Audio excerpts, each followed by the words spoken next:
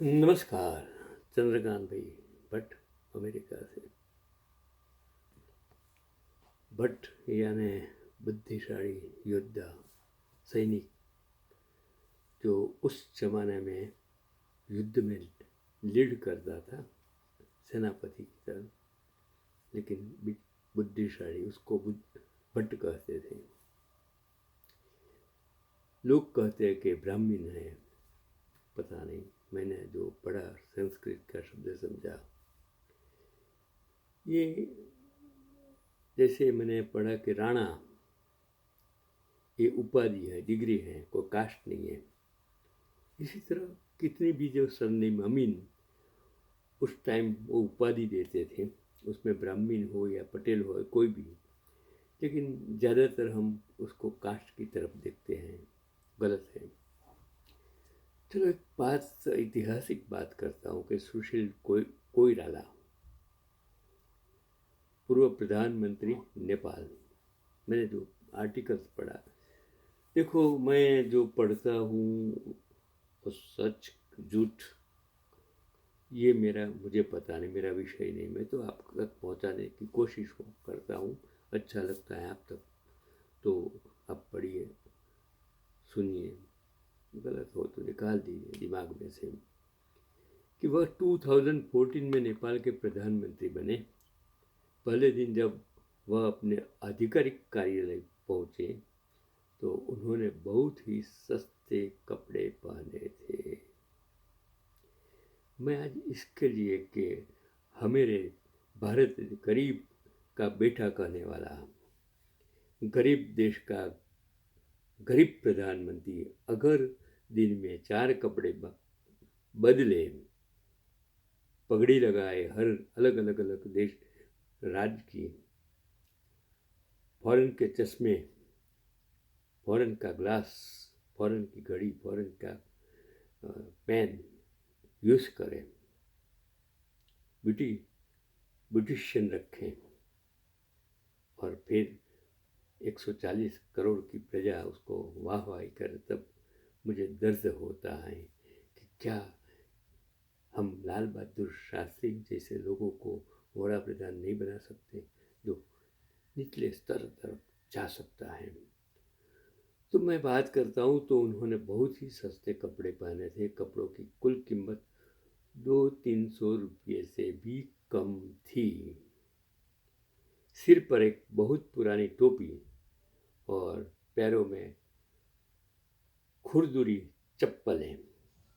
यहाँ तक कि प्रधानमंत्री कार्यालय में वेटर या चपरासी के कपड़े भी इनसे कहीं बेहतर थे।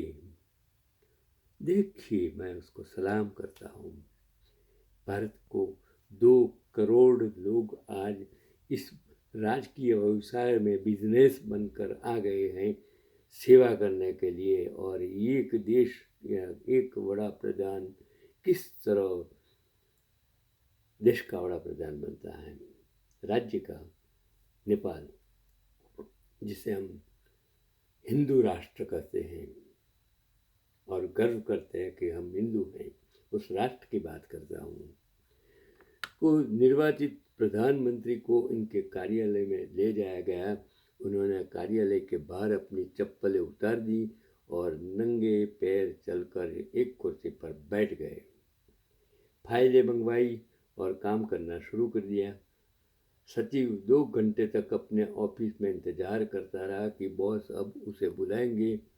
उसने चपरासी से कई बार पूछा कि क्या प्रधानमंत्री ने मुझे बुलाया है, और तब चपरासी क्या जवाब देता था कि अभी तक किसी को नहीं बुलाया। मैं भी मिल में था।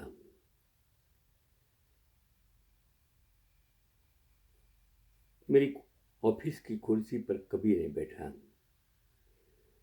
वो टेबल की जो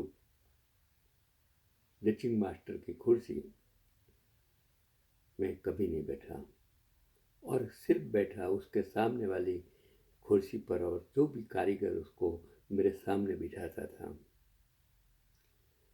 मैं कारीगर को कारीगर कभी भी नहीं समझा, मिल मजदूर कभी भी नहीं समझा।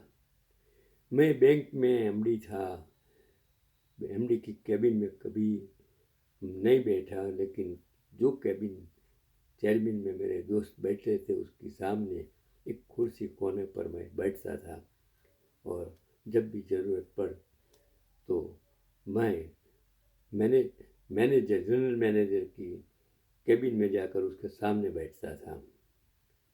कभी कोई कुर्सी पर कभी बैठा नहीं। मेरा क्लास हिस्सा कितनी जगह मैं कभी भी ओहदे पर था, मैं कभी कुर्सी पर नहीं बैठा। Indo American senior citizen association में मैं कभी भी प्रेसिडेंट सेक्रेटरी की कुर्सी पर कभी भी नहीं बैठा। ये कुर्सी निकम्मी है, इस सोच इंसान की बदल देती है। मैं यही प्रार्थना आपको कहना चाहता हूँ कि कुर्सी के पीछे, सत्ता के पीछे मत दौड़िए।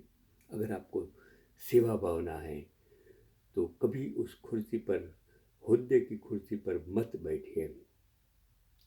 आपकी सोच बदल जाएगी, आपका दिमाग ऐसा सोचेगा कि मैं प्रेसिडेंट हूँ, मैं सेक्रेटरी हूँ, मैं हूँ। वो भूल जाइए, आप एक इंसान हैं, आपका हुद्दा कायम ही नहीं है। आगे की कहानी दिलचस्प है। पूरा दिन बीत गया। प्रधानमंत्री सुशील कोइराला ने अपना आधिकारिक काम निपटाया और वापस चले गए। सोचने की बात है। उन्होंने अभी गुजरात में जो चीफ मिनिस्टर आज बड़ा प्रधान बना है, उसकी कैबिन 150 करोड़ की कैबिन। मंदिर गया था, मैंने देखा था। मेरे दो अजीज वड़ील मुरब्बी माननीय बाबू भाई पटेल बिना पूछे, कोई सिक्योरिटी की ताकत नहीं थी, वो डोर खोल कर अंदर चले जाते थे और मैं उसके साथ जाता था। सिर्फ जब्बा लगा मेरे जो चेयरमैन एमडी मेरे पहले के, वो आज मैं उसको सलाम करता हूँ। तो वो भी जब्बे लगे में, कभी उसके पास घड़ी नहीं थी, पेन नहीं थी, सिर्फ एक इंसान जो मुझे भट्ट साहब कहते थे। मैं उसको सलाम करता हूँ, शुद्ध आरएसएस वाले। तो ये लोग थे मेरे अजीत दोस्त चंदू भाई सोनी, स्वर्गस्थ, कर्णावती एक्सप्रेस का मालिक, और मैं प्रेस रिपोर्टर का मेरा कार्ड। हम चले जाते किसी भी कैबिन में, कोई भी रोक टोक बिना हम चले जाते थे। हमारा हरिन पंड्या खड़ा हो जाता था। ऐसे उस जमाना था, लोग रिस्पेक्ट करते थे। फिर आगे की कहानी, एक सप्ताह बाद सचिव ने सुशील कोइराला को एक संदेश भेजी कि वह उनसे किसी आधिकारिक कार्य से मिलना चाहते हैं। संदेश भेजे हुए अभी 2-3 मिनट ही बीते होंगे कि प्रधानमंत्री स्वयं सचिव के ऑफिस में आए और बड़ी विनम्रता से पूछे, बताइए क्या काम है। सचिव यह देखकर हैरान रह गया कि देश का प्रधानमंत्री उसके कार्यालय में आकर काम पूछ रहे हैं। वह अपनी कुर्सी से उठ खड़ा हुआ। उसने विनम्रतापूर्वक प्रधानमंत्री से कहा कि महोदय, प्रधानमंत्री होने के नाते कानून के अनुसार आपको अपनी संपत्ति घोषित करनी होगी। और प्रधानमंत्री ने सचिव से फॉर्म लिया और चुपचाप अपने कार्यालय वापस चले गए। शाम को जब फॉर्म वापस आया तो संपत्ति का कागज देखकर सचिव की आंखें आश्चर्य से चौड़ी हो गई। लिखा था, मेरे पास न घर है न गाड़ी, मैं बस से सफ़र करता हूँ, मेरे पास कोई संपत्ति, प्लॉट, गहने, सोना, हीरे नहीं हैं, और इस समय मेरे पास एक एकड़ की ज़मीन नहीं है। मेरा कोई बैंक खाता नहीं है, मेरे पास बैंक में रखने के लिए कोई पैसा नहीं है, और मेरे पास सिर्फ 3 मोबाइल फ़ोन हैं, जिसमें एक आईफोन है, उसके अलावा मेरे पास कुछ भी नहीं है। नेपाल जैसे देश में जहाँ राजनीति और भ्रष्टाचार हमारे देश से भिन्न नहीं है, यह आश्चर्यजनक था कि प्रधानमंत्री ने अपने घोषणा पत्र में अपनी कोई संपत्ति नहीं बताई। सचिव अगले दिन प्रधानमंत्री के पास यह पुष्टि करने गए कि कहीं कोई गलती तो नहीं है, लेकिन प्रधानमंत्री ने उन्हें आश्वस्त किया और कहा कि मैं यह घोषणा पत्र हस्ताक्षर कर दिया है, तुम चिंता मत करो। कुछ दिनों बाद एक पत्रकार ने अखबार में प्रकाशित किया कि वे दुनिया के सबसे गरीब प्रधानमंत्री हैं। विपक्ष कहने लगा कि यह शायद झूठ है। जिस व्यक्ति के परिवार में 3 प्रधानमंत्री रहे हो, उसकी हालत इतनी दयनीय कह हो सकती है। विपक्ष ने तमाम तरह की रिसर्च की, लेकिन सुशील कोइराला की बातों में कोई खामी नहीं ढूंढ पाए। प्रधानमंत्री के पास असल में कुछ भी नहीं था। वे आर्थिक तंगी से जूझ रहे थे।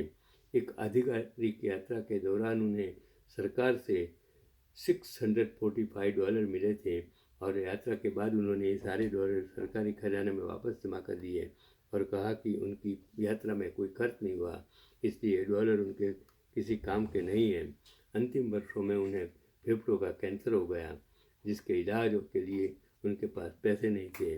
उनकी पार्टी के सदस्यों ने उनके इलाज के लिए पैसे इकट्ठा किए और उन्हें अस्पताल में भर्ती कराया, लेकिन वे इस जानलेवा बीमारी से उबर नहीं पाए और 2006 में नेपाल के उस अस्पताल में उसका निधन हो गया।